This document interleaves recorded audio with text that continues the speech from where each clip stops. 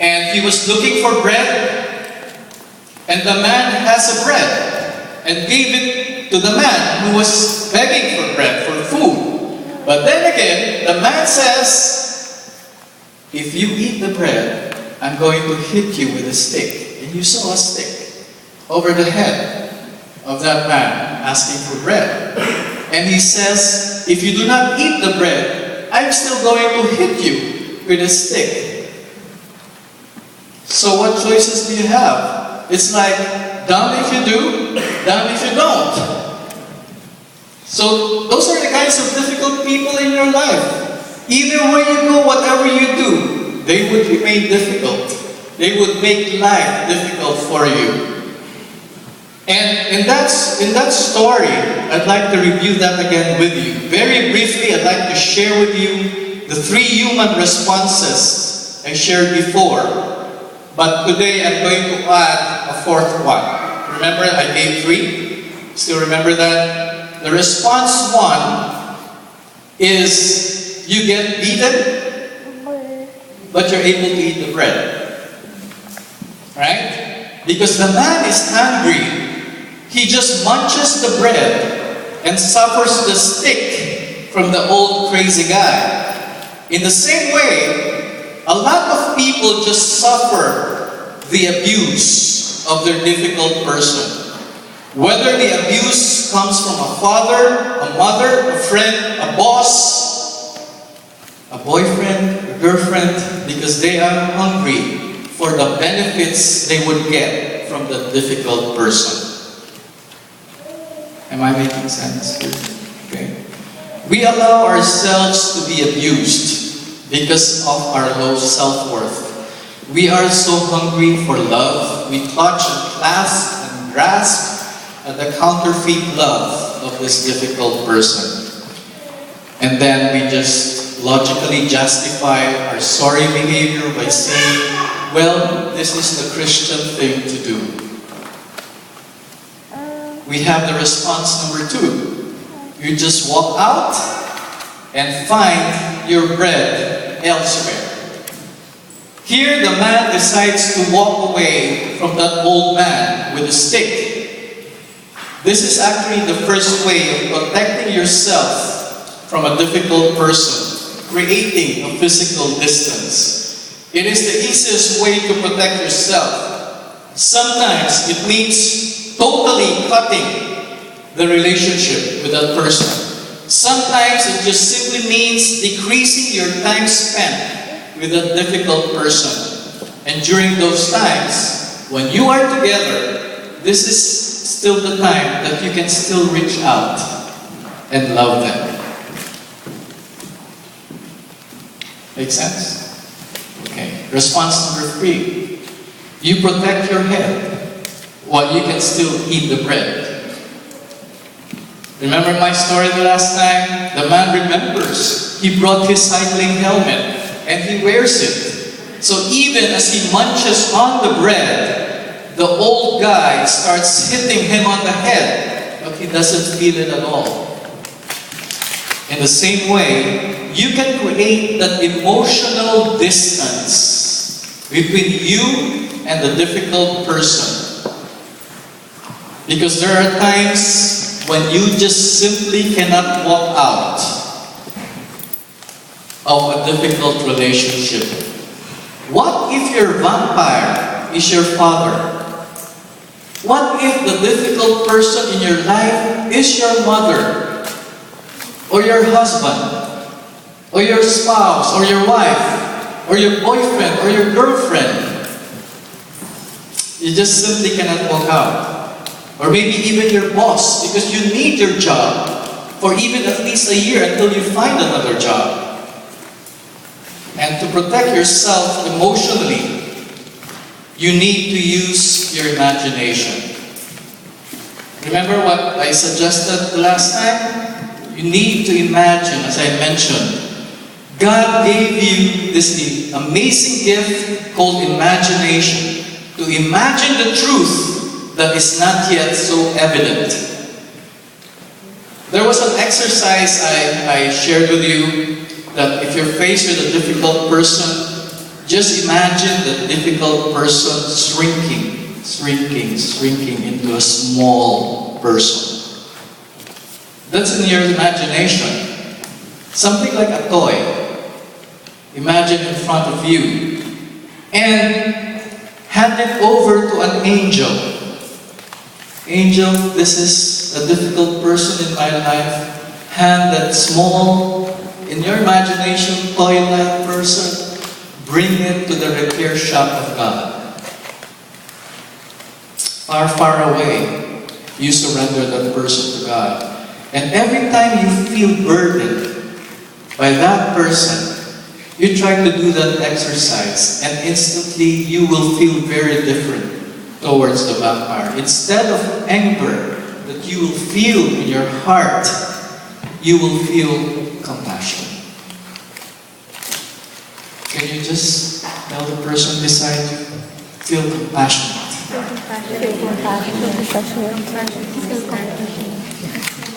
And today, I would like to share with you the fourth response. You take the stick and break bread together. In this response, the man still wears the helmet, but he does something else. He stands up and grabs the stick from the old crazy man and invites the old man to sit with him at the table and break bread together. His message, don't lord it over me. Don't abuse me. Let's sit as equals and share our stories together. Actually, this is tough love in action. Why is a difficult person difficult? A bad person is a broken person because deep down, that person lacks love. His love tank is empty. Remember what I said? Are you running on empty inside? Fill it up with God's love. He's very wounded inside. They could be a vicious monster outside, but inside they're a small, whimpering child, crying, begging for love. Bad people are broken people. You cannot heal their badness, but you can heal their brokenness. How? Tough love. At the end of the day, only love changes people. I repeat that. At the end of the day, only love changes people. How do you take the stick away from your vampire? Of course, by protecting yourself, you're already taking his stick away. But let me share 2 steps of tough love. Step number 1. Can you see it? No. The vampire is at work. Say what you feel. Say what you feel means confronting a vampire and saying, hey, I was hurt by what you said. But you do not say it harshly. Or if you do say it harshly, that would trigger the vampire's sophisticated national defense satellite system to red alert. It will blink like crazy and will shun you like you were an attacker. Say it calmly. That's why the Bible says, a soft answer turns away wrath, but grievous words stir up anger. Proverbs 15:1. So you ask, so is shouting in anger totally ruled out? What do you think? Sometimes saying what you feel is not enough. Sometimes you have to mirror their behavior so they will understand why you felt that way. You're familiar with vampires, right, in the movies? Whenever they would go in front of a mirror, you don't see anything. There's nothing, right? Let me explain that. There was a friend of mine who had her vampire. Her friend was a controlling vampire. When agitated, she would get out of control and scream in anger. So my friend told her in a very calm way, "Hey, I got hurt by what you did last time." That was strategy number 1. Say it calmly. But she went on further by demonstrating what the friend did. So this is how you sounded. And right there and then, she imitated the screaming friend. How she screamed, the same words she used, the same tone, and the same facial expressions. And you know what? Her friend was absolutely shocked. And she said, "Did I really sound like that?" She didn't know. And my friend just nodded her head and she said, "And worse, actually." And that friend of hers felt really very ashamed. Many times vampires don't know how bad their actions are because they cannot self-reflect. So I'm telling you, like they look at a mirror, they don't see anything. They don't know. As a friend, you have to tell them. They don't know. You need to mirror to them their behavior. Example, at the beginning, I told you about 8 kinds of vampires. You still remember those? There is a controlling vampire, there is a criticizing vampire, there is a complaining vampire, there is a clinging vampire, there is a con vampire, a coward one, contradicting vampire. And I was asking you all to self-reflect, who are you among those? Because you are a vampire to someone. Don't look at the person beside you, please.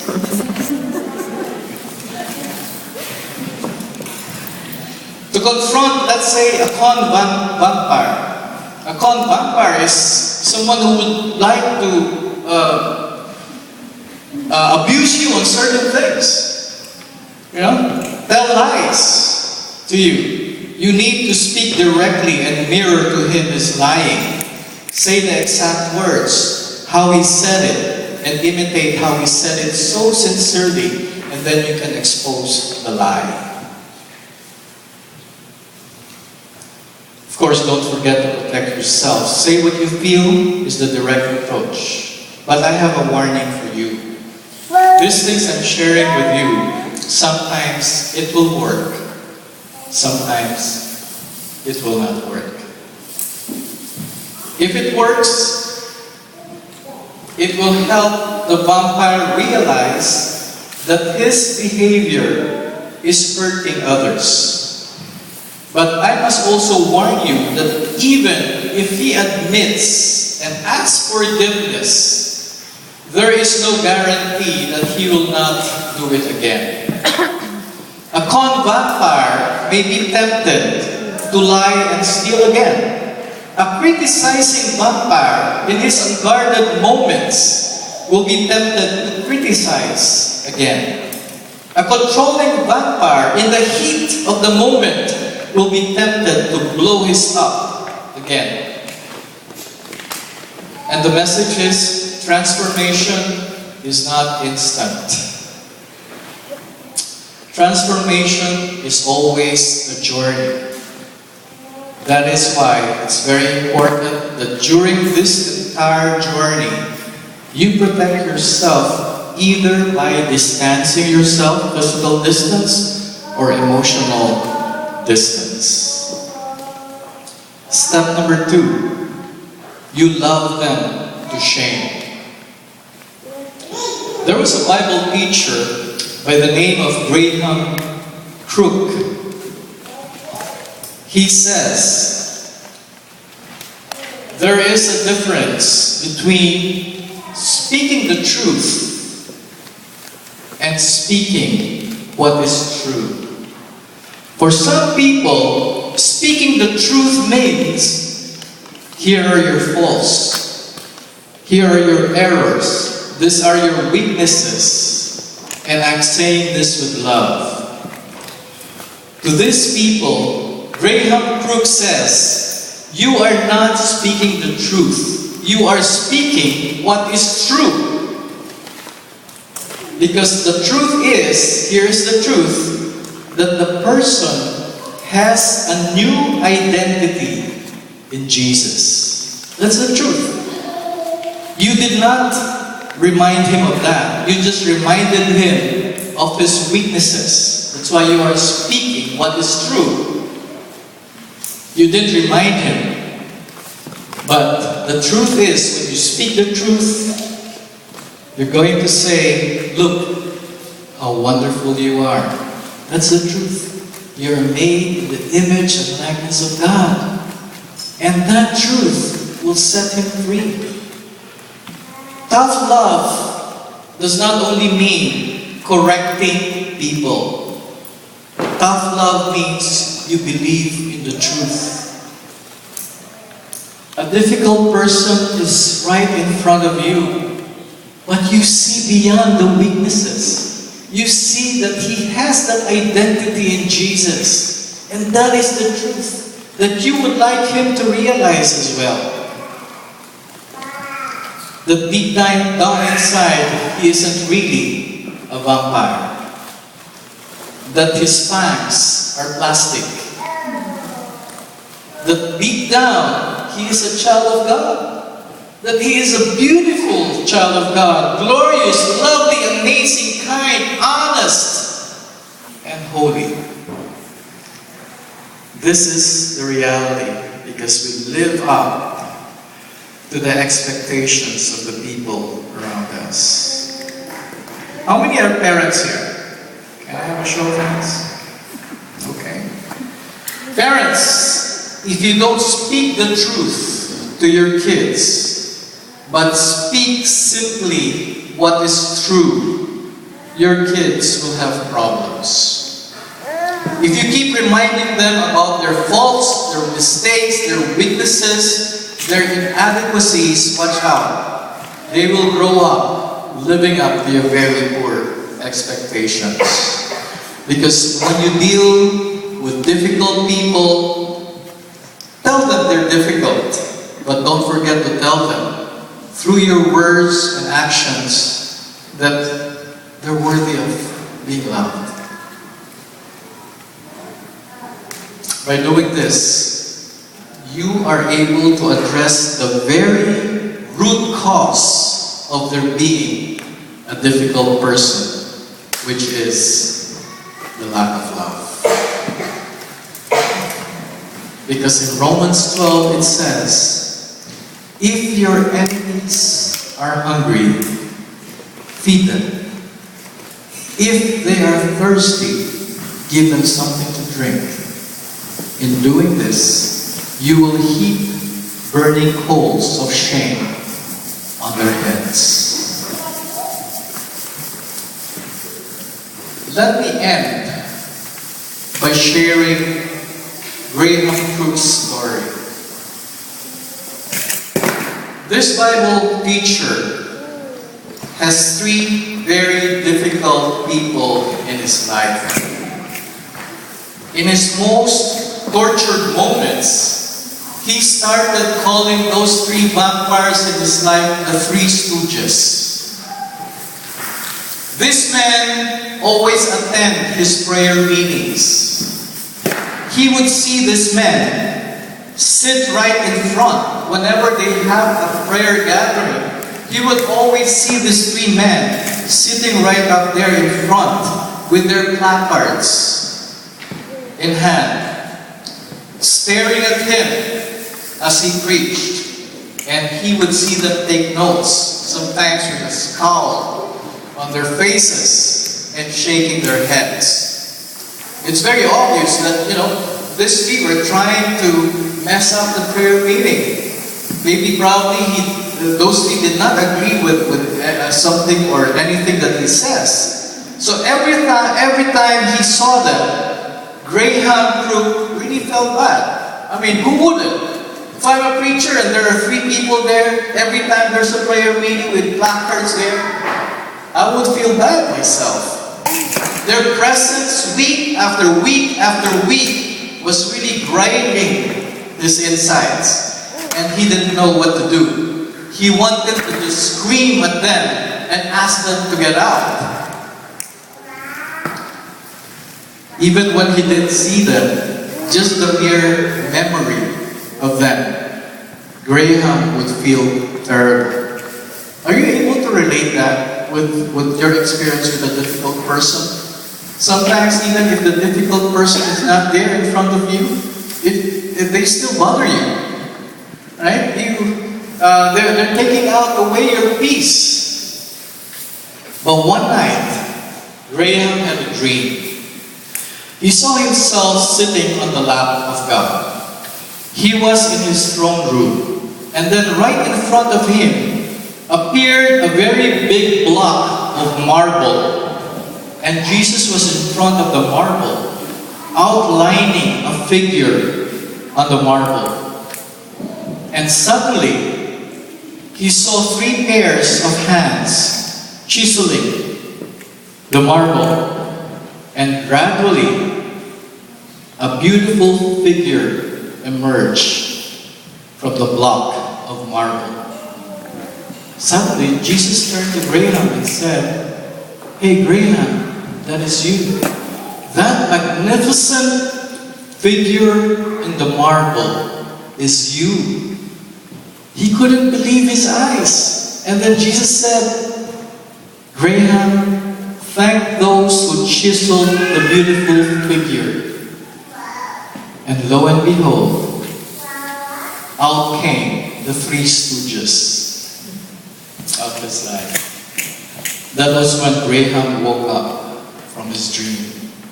And he noticed that deep inside him, after the dream, he had a rush of affection for the three stooges he never felt before. It was a gift from God.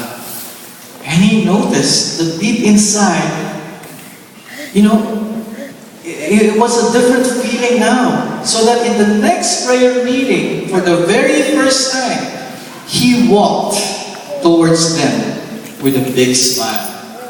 So Graham greeted the three and shook their hands and said, "Thank you so much for being here. I really appreciate your presence." And you know what was the reaction of the three?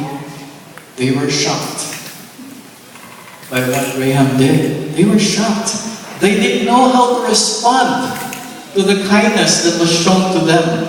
And every week, Graham just kept greeting them with a genuine warmth until one day they just stopped coming to his prayer meetings. You know what Graham did? Graham took away the stick of the difficult people by showing them kindness. By doing this, he told them, "Your stick has no effect on me. It's totally useless. Here, let me love you." Sometimes, if you love them to shame, they will change. But sometimes they won't. It's not a guarantee, but that's okay. Because your role is not to know if they changed or did not change. Leave that to God. Your role is to love your vampire. To define them, to tell them that their fangs are plastic, to tell them that they're not really vampires, to tell them they're children of an incredible Father who loves them totally, completely, and perfectly. Because your role is not to heal their badness. Your role is to heal their brokenness.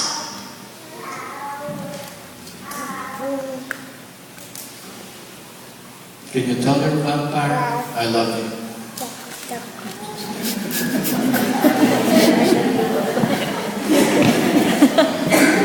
My wife is pointing at me.